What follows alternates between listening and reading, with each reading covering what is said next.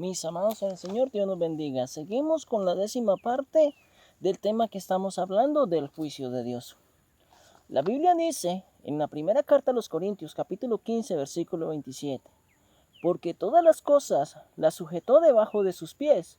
Y cuando dice que todas las cosas han sido sujetadas a Él, claramente se exceptúa aquel que sujetó a Él todas las cosas.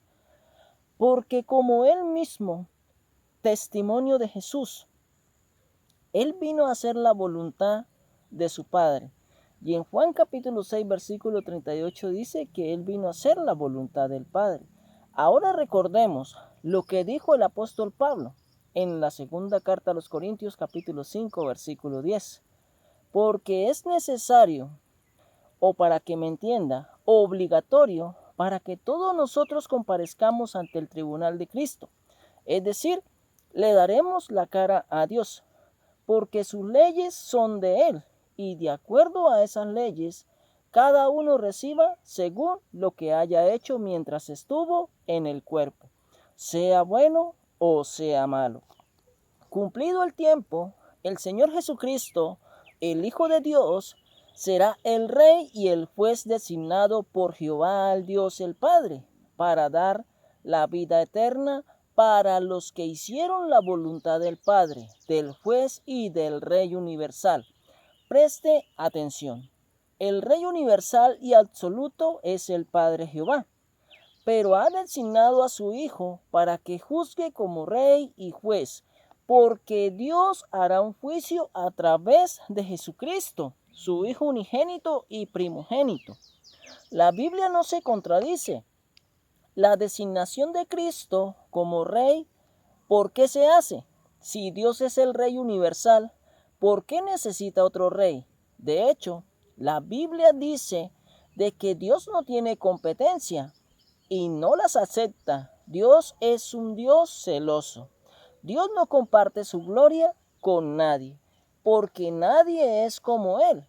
Si Jehová es el Rey, el legislador y el juez universal, ¿por qué necesita otro rey? De hecho, la Biblia dice de que Dios no tiene competencia y no las acepta. Dios es un Dios celoso. Dios no comparte su gloria con nadie, porque nadie es como Él. Si Jehová es el Rey legislador y el juez universal, ¿para qué necesita otro que juzgue? Sería la pregunta, ¿verdad? ¿Ahora puede acaso Jehová Dios estar impedido para que juzgue? Sería otra pregunta.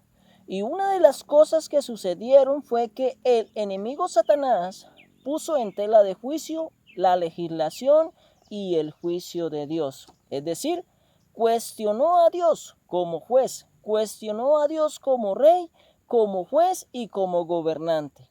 Ahora usted va a decir, pero Dios es el soberano y Él puede con solo un soplo hacer lo que Él quiere. Pero Dios tiene un principio basado en su justicia. Cuando Satanás manchó la reputación de Dios y cuestionó su gobernación ante los ángeles que se rebelaron con Satanás, hay una cantidad de ángeles que permanecen fieles y aunque escucharon que calumniaban a Dios, no se rebelaron a Dios, sino que permanecen fieles a Dios. Entonces Dios destruye a todos los rebeldes, pero diga conmigo, Dios es sabio y tiene su sabiduría basado en su justicia. Veamos un ejemplo. Yo llevo 20 años de experiencia y pinto un muro, pero llega alguien más y dice que chambonada. Yo lo pinto mejor. Así pasó cuando Satanás cuestionó la gobernación de Dios. Y Dios en su sabiduría dijo, listo, si su gobernación es mejor que la mía, demuéstralo. Dios es el juez perfecto, con experiencia, por miles de años, y es un juez experto, y no hay fallas en su gobernación. De hecho, el libro de Deuteronomio, capítulo 32, versículo 4, dice, hablando de la perfección de Dios, dice de que Él es la roca cuya obra es perfecta, porque todos sus caminos son rectitud. Dios de verdad y sin ninguna iniquidad en Él. Es justo y recto. Pero había un sinvergüenza y dijo, yo puedo gobernar mejor que usted. y habían muchos ángeles escuchando, mirando lo que aquella criatura dijo, hablando de Satanás, cuestionó. Si Dios hubiese destruido a Satanás, los ángeles fieles se hubiesen quedado con la duda, pero vemos de que no ha habido ni habrá gobernación alguna o mejor a la de Dios. Y por sabiduría, Dios dijo, toma tu propio gobierno. Y como dijo el apóstol en el libro de los Hechos capítulo 17 versículo 26, dijo el apóstol Pablo, y de una sangre ha hecho todo el linaje de los hombres para que habiten sobre toda la faz de la tierra, y les ha prefijado el orden de los tiempos y los límites de su habitación. Y les dio una oportunidad para que se gobernaran solos y demostraran si pudieran ser mejor como gobernante. Y no pudo. Esta gobernación fracasó y seguirá fracasando, así como lo hemos venido viendo en esta generación, y las futuras generaciones también verán el fracaso de la siguiente gobernación. Entonces, ¿Dios está impedido? No. ¿Por qué Él no sea el soberano o Satanás sea más que Él? No. Solo porque Jehová en su justicia le ha permitido a los hombres tratar de demostrar de que Él es un mal gobernante. Diga conmigo, no es así. Satanás es un fracaso. Ya la palabra misma lo dice. Dios está impedido y busca quien lo defienda. Y permite que sea su hijo quien lo defienda, quien hará una venganza, su hijo, quien le dará el pago a los malos, su hijo. Porque Dios con las normas de su justicia está impedido y le dio una autoridad designada a su hijo. Preste atención. Vamos a ver el vengador de la sangre. Según la ley de Moisés, lo era un pariente cercano y tenía que ser un varón. Si alguien era asesinado, Dios le permitía que el pariente más cercano vengara su muerte. Así hacía justicia.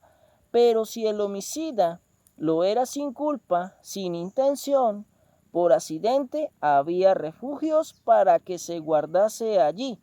Y así el vengador no entrase a matarlo. Y no podía. Eso está en el libro de los Números, capítulo 35, versículo 19 al 27. También lo encontramos en el libro de Josué, capítulo 20. Esto se le llama un reivindicador, y lo mismo pasa con Jesucristo. Ahora, usted va a decir, pero es que aquí no hay un asesinato. ¿Por qué?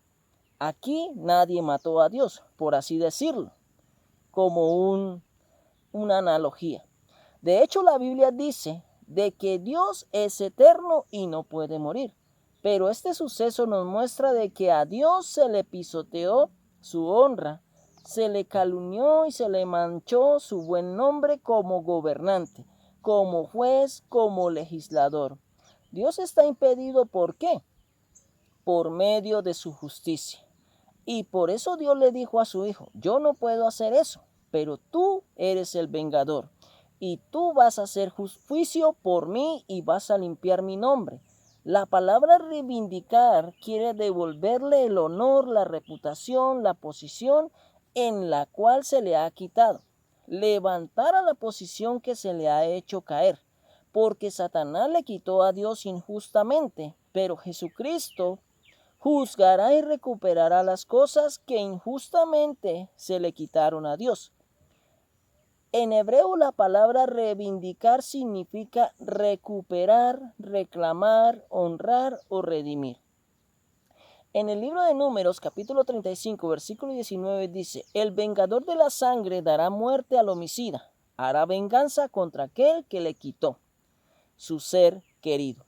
Esto quiere decir de que Jesucristo viene a devolverle el reino a su Padre.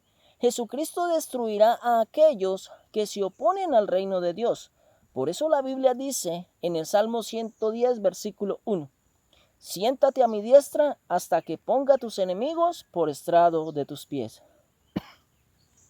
Y Apocalipsis dice de que en la venida del Señor, Jesucristo destruirá a los enemigos de Dios por el poder de su boca.